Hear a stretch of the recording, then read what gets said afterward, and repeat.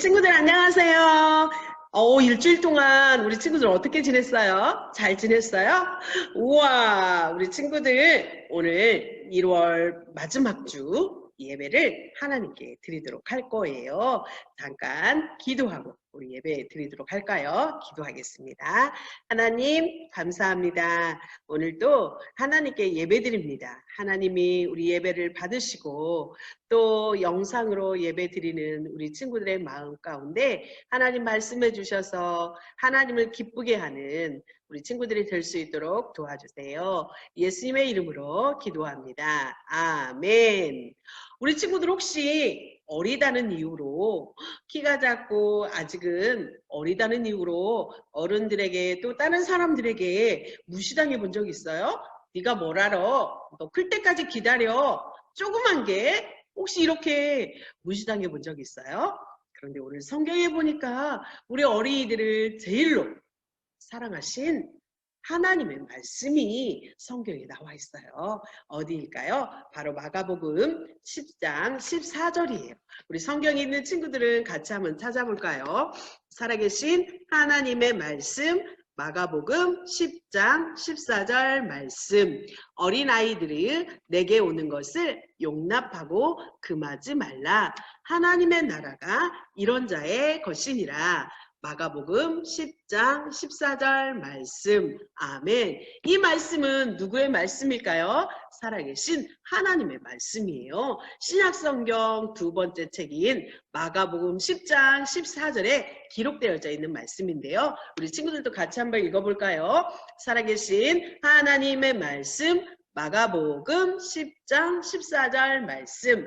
어린아이들의 내게 오는 것을 용납하고 금하지 말라. 하나님의 나라가 이런 자의 것이니라. 마가복음 10장 14절 말씀. 아멘. 어린아이들이 예수님께 온다라는 것은요, 예수님을 마음에 모시고 예수님이 나의 죄를 위해서 죽으시고 다시 살아나셨다는 것을 인정한다라는 거예요. 어린아이들이 예수님께 오는 것을 허락하고 금하지 말래요. 하나님의 나라는 바로 여러분처럼 어린아이들과 같은 마음을 가진 자의 것이다 라고 예수님이 우리에게 말씀해 주셨어요. 우리 다시 한번 하나님의 말씀 읽어볼까요? 살아계신 하나님의 말씀 마가복음 10장 14절 말씀. 어린아이들의 내게 오는 것을 용납하고 금하지 말라. 하나님의 나라가 이런 자의 것이니라. 마가복음 10장 14절 말씀. 아멘. 오늘 말씀을 같이 한번 보도록 할게요. 어떤 나라에 한 왕이 살고 있었는데요. 왕에게는 사랑하는 딸 공주가 있었어요. 그런데 공주가 그만 심각한 병에 걸려서 거의 죽어가고 있는 상황이었어요. 그래서 임금님은 이 왕은요, 전국에 있는 모든 사람들이 볼 수 있도록 벽보를 붙였어요. 이 공주를 구해주고 공주를 치료해주는 사람에게는 이 공주와 함께 결혼할 수 있도록 해주겠다라는 벽보를 여기저기에 붙이게 되어졌어요. 그런데 그 나라에 살고 있었던 삼형제가 있었는데 그 첫 번째 아들에게는 어디든 볼 수 있는 망원경을 가지고 있었어요. 둘째 아들은요, 어디든지 날아갈 수 있는 양탄자를 가지고 있었어요. 또 세 번째 아들은 어떤 병이든 고칠 수 있는 사과를 가지고 있었어요. 어느 날 첫 번째 형이 어디든 볼 수 있는 망원경을 가지고 왕의 딸인 공주가 아프다는 것을 볼 수 있게 되어줬어요. 그래서 이 삼형제는 두 번째 형의 양탄자를 타고 궁궐로 들어가서 공주의 병을 세 번째가 가지고 있었던 사과를 통해서 병을 고쳐주게 되어줬어요. 그러면 이제 세 형제 중에서 누가 공주하고 결혼할 수 있을까요? 아마 첫 번째는 생각했을 거예요. 내가 없었다면 공주님이 아픈지 몰랐을걸? 두 번째 형이 말했어요. 내가 없었다면 공주님에게 빨리 가지 못했을걸? 또 셋째가 말했어요. 내가 없었다면 공주님이 영영 깨어나지 못했을걸? 이렇게 말했어요. 임금님은요, 고민스러웠어요. 첫째와 둘째와 셋째 이 세 명 중에 누구를 선택해서 공주와 결혼을 시켜야 될까 이렇게 고민스러웠어요. 우리 친구들은 공주님과 누가 결혼해야 된다고 생각하나요? 첫 번째, 두 번째, 세 번째 중에서 몇 번째 형제가 공주님과 결혼해야 될까요? 퀴즈예요. 알아봐 줘보세요. 누구일까요? 그것은 바로 세 번째예요. 왜 세 번째일까요? 첫 번째 형은 망원경이 썼지만 사용했지만 그대로 남아있어요. 두 번째는요. 양탄자를 타고 날아갔지만 양탄자도 그대로 남아있어요. 하지만 세 번째 사과는요. 공주님이 한번 먹었기 때문에 그 사과는 남아있지 않아요. 그래서 임금님은 세 번째 아들을 선택을 해서 공주와 딴딴따단 결혼을 시키게 된 거예요. 맞아요. 헌신이란 내게 가지고 있는 것으로 다른 사람을 섬기고 다른 사람의 도움을 위해서 사용하는 것을 우리는 헌신이라고 말하고 있어요. 우리 친구들은 헌신 좋아하나요? 우리 친구들도 하나님께 드릴 수 있는 헌신이 있어요. 뭐가 있을까요? 오늘 말씀을 통해서 보도록 할 거예요. 어느 날 예수님은 배를 타고 제자들과 함께 호수 저 건너편으로 건너가게 되어졌어요. 늘 전도하고 걸어다니고 말씀을 가르치시는 예수님이 그날은 너무 피곤하셨어요. 그래서 제자들에게 말했어요. 얘들아, 배를 저 한적한 곳으로 가서 오늘은 좀 쉬자꾸나.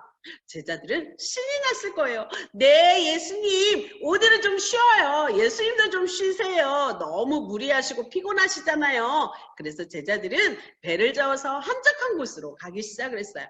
어기 영차, 어기 영차, 어기 영차. 배를 저어가면서 그들은 신났어요. 안드레, 오늘은 좀 쉴 수 있어. 그래, 요한, 우리도 좀 편히 쉬어보자고. 그렇게 제자들은 이야기하면서 노를 젓고 있었어요. 그런데 제자들과 예수님이 호수 저 건너편으로 노를 저어서 가고 있는 것을 사람들이 보게 되어졌어요. 우와, 예수님이다. 예수님이 저쪽으로 가고 계셔. 빨리 예수님 만나러 가자. 사람들은 예수님과 제자들의 모습을 보고 그들은 달려가기 시작을 했어요. 오늘 예수님을 만날 수 있어. 나는 예수님의 말씀을 꼭 들을 거야. 나는 예수님에게 기도도 받을 거야. 사람들은 예수님의 배와 그리고 제자들의 모습을 보고 호수 건너편으로 달려가기 시작을 했어요. 드디어 이제 배가 호수 건너편에 도착하게 되어져서 제자들과 예수님이 그곳에 갔을 때 그곳은 이미 많은 사람들이 모여 있었어요. 여러분처럼 어린 친구들도 있었고 할머니, 할아버지, 엄마, 아빠 많은 사람들이 모여서 예수님의 말씀을 듣기 위해서 많은 사람들이 모여 있었어요. 이 모습을 보았던 예수님은 뭐라고 말씀하셨을까요? 베드로, 오늘은 내가 쉬어야 되니까 많은 사람들을 돌려보내도록 하여라. 이렇게 말씀하셨을까요? 아니에요. 오늘 말씀해 보니까 예수님께서 많은 사람들이 있는 곳으로 나아오셨다라고 말씀하고 있어요. 예수님은 피곤하시고 예수님은 쉬고 싶으셨고 예수님도 힘드셨지만 그 예수님의 말씀을 듣기 위해서 달려왔던 수많은 사람들 가운데 예수님이 오셨어요. 그리고 그 무리를 보시고 예수님은 그들을 불쌍히 여기셨대요. 왜 불쌍히 여기셨을까요? 그들을 사랑하셨기 때문이에요. 그들의 마음을 아시고 그들을 사랑하신 예수님은 그들을 여러 가지로 가르치셨대요.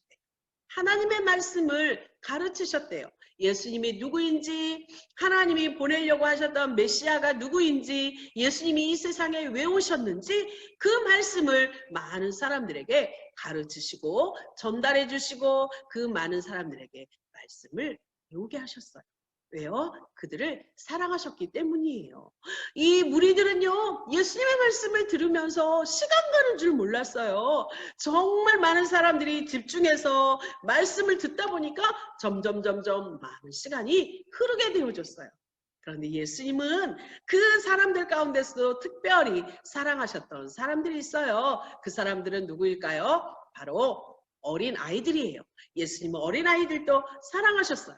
성경 요한일서 4장 16절 말씀 보니까 하나님은 사랑이시라 이렇게 말씀하세요. 영상으로 예배하는 친구들, 우리 친구들 한 사람 한 사람을 하나님은 여전히 사랑하고 계세요. 코로나 때문에 비록 힘들고 온라인 수업을 해야 되고 교회도 마음대로 올 수 없지만 하나님은 여전히 우리 친구들을 아시고 우리 친구들을 사랑하신 분이세요. 그 하나님이 많은 사람들을 사랑하신 것처럼 예수님도 무리들을 사랑하신 거예요. 많은 사람들이 말씀을 듣다 보니까 시간 지나는 줄 모르고 말씀을 듣게 되어지는 거예요. 해가 어둑어둑해질 때까지 1시간, 2시간, 3시간 예수님의 말씀을 또 듣고 싶어. 계속해서 말씀 듣고 싶어. 예수님 더 말씀해 주세요. 사람들은 아마 그렇게 생각하고 주의 깊게 말씀을 듣고 있었어요. 그런데 제자들이 보니까 많은 사람들이 배고픔 상황이 되어진 것을 알게 되어졌어요. 시간이 많이 흐른 것을 알게 되어졌어요. 그래서 빌립이 예수님께 나아가서 이렇게 말씀하셨어요.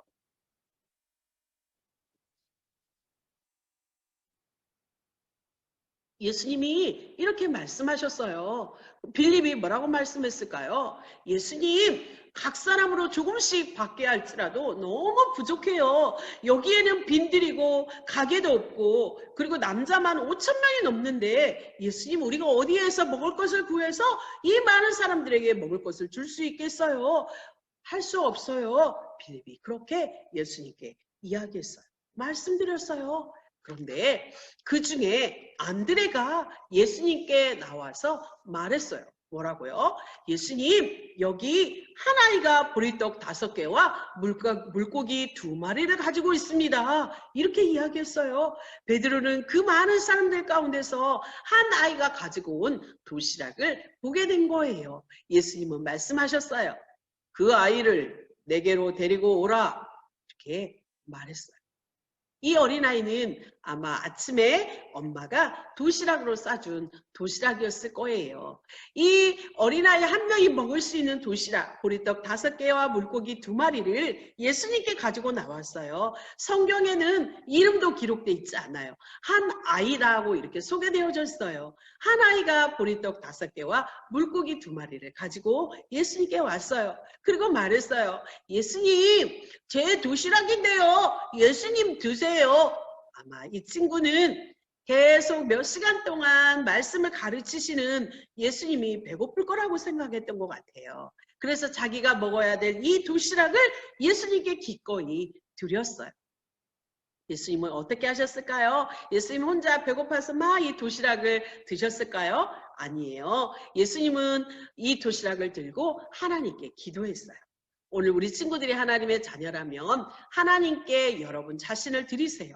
우리 친구들이 하나님께 자신을 드린다는 건 뭘까요? 여러분의 모든 것을 하나님께 기쁨으로 드리는 거예요. 기꺼이 하나님께 드리는 거예요. 우리 친구들은 뭘 하나님께 드릴 수 있을까요? 맞아요. 예배를 드릴 수 있어요. 또 우리의 시간을 드릴 수 있어요. 우리가 매일같이 하나님의 말씀인 성경을 읽는 시간을 하나님께 드릴 수 있어요. 기도하는 시간을 드릴 수 있어요. 이런 시간이 차곡차곡 쌓여지고 모아지면 하나님께서 우리에게 더 많은 것을 원하실 때 우리의 생명까지도 하나님께 드릴 수 있는 거예요. 우리 친구들이 이번 주를 지나면서 나는 하나님께 뭘 드릴 수 있을까 한번 생각해 보세요. 이 어린 한 아이는요, 자신의 도시락을 예수님께 드렸어요. 이 아이가 하나님께 예수님께 드릴 수 있는 것은 아무것도 없었어요. 하지만 그는 자기가 가지고 있는 이 도시락을 예수님께 드렸어요. 예수님께 이 도시락을 드렸을 때 어떤 일이 일어났을까요? 예수님은 이 도시락을 가지고 하늘을 우러러 기도하셨어요. 어떻게 해요? 날마다 우리에게 양식을 주시는 은혜로우신 하나님 참 감사합니다. 아멘. 예수님이 이렇게 축사하셨어요. 그리고 제자들에게 말했어요. 사람들로 하여금 50명씩 100명씩 때를 지어 앉게 하라. 예수님이 왜 사람들에게 이렇게 50명씩 100명씩 앉으라고 하는 거지? 안드레, 너는 알고 있어? 몰라. 예수님이 왜 앉으라고 하셨을까? 제자들은 궁금했을 거예요. 예수님이 50명씩 100명씩 때를 지어서 군데군데 무리지어 앉게 하신 다음에 예수님은 제자들에게 말씀하셨어요. 그리고 이제 사람들에게 떡을 떼어서 물고기를 떼어서 고기를 떼어서 사람들에게 가져다 주어라고 말했어요. 제자들은요 부지런히 떡과 고기를 50명씩 100명씩 앉아있는 사람들에게 부지런히 가져다 주었어요. 가져다 주고 예수님께로 오면 또다시 그대로 있는 거예요. 또 사람들에게 가져다 주고 또 오면 또 그대로 있는 거예요. 헛둘 제자들은 열심히 떡과 고기를 떼어서 사람들에게 나누어 주었어요. 50명씩 100명씩 나눠줬어요. 엄마 이제는 더 이상 안 먹고 싶어요. 배불러요. 우와 저 너무 배불러서 못 먹겠어요. 베드로님 더 이상 안 가져와도 돼요. 저희들 너무 배불러요. 충분히 많이 먹었어요. 여기저기서 사람들이 배부르다고 이야기했어요. 예수님과 제자들도 물고기와 보리떡 5개로 같이 나누어서 아마 그들은 먹었을 거예요. 배불리 먹었을 때 예수님 말씀하셨어요. 이제 남은 조각을 다 거둬들이도록 하여라. 그래서 거둬들였는데 12바구니에 거두었다라고 성경은 말씀하고 있어요. 남자만 5,000명이었는데요. 거기에 여자들과 어린아이들과 하면 엄청나게 많은 사람들이 보리떡 5개와 물고기 2마리로 배불리 먹었어요. 그들은요. 먹고 났을 때 예수님이 정말 하나님의 아들이시라는 것을 아마 경험하고 그들은 깨닫게 되어졌을 거예요. 맞아요. 예수님은 하나님이세요. 그래서 물고기 5개와 보리떡 5개와 물고기 2마리로 5,000명을 먹이신 놀라운 기적을 그 광야에서 베푸신 거예요. 예수님의 이 기적을 보았던 수많은 사람들은 예수님이 정말 하나님의 아들이시라는 사실을 고백할 수 있었을 거예요. 예수님이 이런 기적을 베풀 수 있었던 것은 한 아이가 드렸던 보리떡 5개와 물고기 2마리를 통하여서 5,000명을 먹이는 놀라운 기적을 베푸셨어요. 우리 친구들이 하나님께 작은 거라고 생각했던 것을 예수님 손에 올려드릴 때 예수님은 더 많은 사람들을 위해서 이 작은 것을 사용하셔서 기적을 베푸실 수 있어요. 우리 친구들이 가지고 있는 작은 것, 작다라고 생각하는 그것을 예수님께 드려보세요. 예수님은 놀라운 기적과 은혜를 베푸실 거예요. 이번 주 한 주간을 지나면서 우리 친구들이 나는 예수님께 무엇을 드릴 수 있을까를 생각해 보세요. 그리고 예수님, 저에게 이 작은 것이 있지만 이걸 예수님께 드릴 거예요 라고 고백해 보세요. 예수님은 놀랍게 우리 친구들을 축복하시고 또한 사용하실 거예요. 이 한 주간도 하나님이 기뻐하는, 하나님이 우리 친구들과 함께하는 놀라운 삶을 살아갈 수 있는 한 주간이 되세요. 기도하도록 할 거예요. 하나님 감사합니다. 오늘 한 아이가 드린 도시락을 통해서 5,000명을 먹이셨던 예수님의 말씀을 들었습니다. 예수님, 우리에게 있는 작은 것, 작다라고 생각하는 그것을 예수님 손에 올려드리고 또 예수님이 그것을 통해서 많은 사람들의 필요를 채우는 그런 놀라운 은혜의 주인공들이 되어줄 수 있도록 우리 아동부 친구들을 축복해 주세요. 이 한 주도 하나님이 기뻐하는 삶을 살아갈 수 있도록 도와주세요. 예수님의 이름으로 기도합니다. 아멘. 우리 친구들 일주일 동안도 잘 지내요. 행복하게 지내요. 안녕.